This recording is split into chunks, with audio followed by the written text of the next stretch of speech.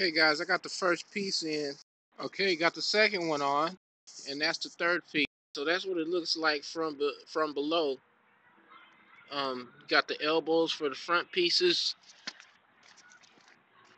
and you got the T for the middle piece, and then you got another elbow for the back piece. But basically, that's it. I'm about to throw the tarp on and see how it's looking. Okay, so there it is. I think it was about. See, it was $35 the first time, the first Home Depot trip, and it was $20 the next Home Depot trip. So it's about 60, about 55, 60 bucks. Okay, so a little update on the enclosure that I made, or the little structure for the top of the boat. When I set off to do that, it was like rushed because I knew it was gonna rain the following day, and I knew I was gonna need a structure to be able to heat the boat in order to do my glass work. So that's what I had in mind when I was doing it, trying to get it done before it rained, and also having that, so I could record the temperature and see if it was even feasible to do. But the thing of it is that I didn't realize how ominous this structure would look when I got done with it. And Scott got home from work and he was like, "Hey man, you got a building permit for that?"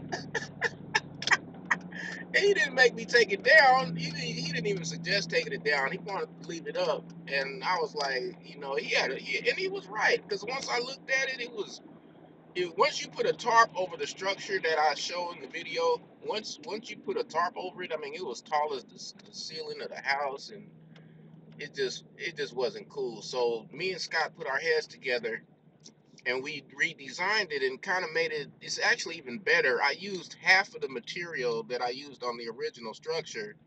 So instead of saying like that was 60 bucks, you probably could say you could have probably did it for maybe even 25 or 30 maybe, if you do it the way that I'm about to show you.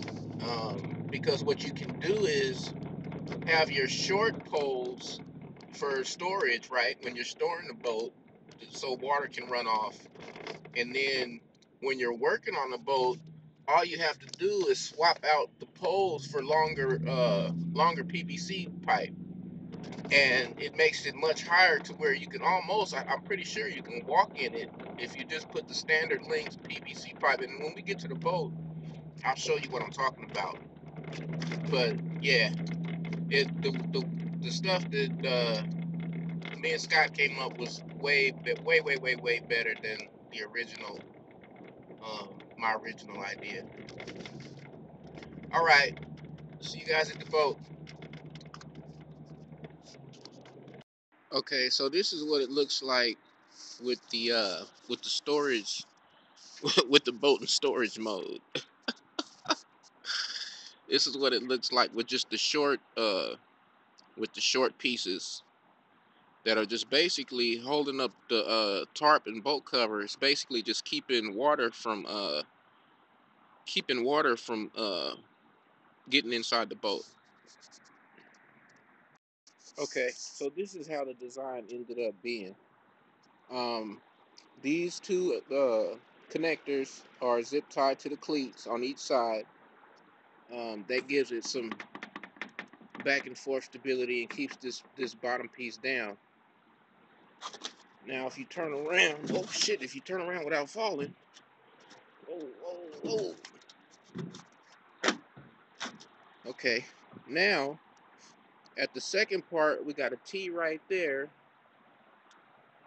and a T right there, and we did that so that if you go like this with the PVC pipe from there to there without these pieces, right, without this piece right here, it makes it the tension too great, and it's unnecessary. um it just makes it easier to get in and out, to get these pieces in and out. And the reason I say that is because first of all, let me show you this. midway through the boat. This is the middle one. It goes across. And we got another one. And you see they all got, if you didn't have this rod holder right here, you could just put another T right there. And I haven't cut off the end yet, but you could put another T right here. And then the beauty about this part is that, or the beauty about this design is that it allows you to, you know, have it for storage and then have it for when you're working on it too. So let me take out this piece and show you the difference is, what the difference is when you put in the full piece and how high it makes the arc. Okay, so when you're ready to work on it, or if if it's raining or you need to heat up the boat, you'd swap it out with a full piece.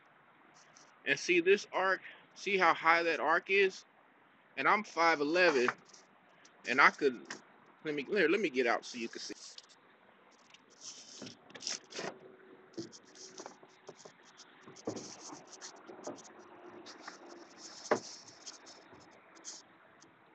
Okay, now if you could imagine with that piece in there, see how nice and tall it is, and you could drape your tarp right over that, and like practically, I'm 5'11", and I could almost walk through without putting my head down. And that's just a regular old uncut um, um, Schedule 40 or half-inch PVC. And then you put one in the middle. You could put one right. Let me show you. This is what it looks like from the side. And see, this is the one in the front. So it's just easy. I mean, it's a way to easily, you could swap this one out for a big one too. If you needed to walk in the front, you could swap that one out for a tall one. So what it is just an easy way to store and an easy way to work. Because what I'm gonna do is when I start glassing, I'm gonna have 3 tall ones, 3 ones like this. I'm gonna have the tarp, and then I'm gonna have a heater in the boat warming it up. And then once the inside gets warm, I'm gonna have my resin indoors too. And then have the tarp on here. I might even, I don't know if I'm gonna tape the tarp to the sides below or not, but I'm gonna have the tarp on, have the heater going, warm it up nice and warm inside, and have my store my resin inside, and take it from there. So now that that's out the way, the next thing I'm about to do is take out that side piece, take out, so that I can take out this back piece, and then I can get out these boxes. I'm gonna try to get that done today. Let's see what happens. Here we go.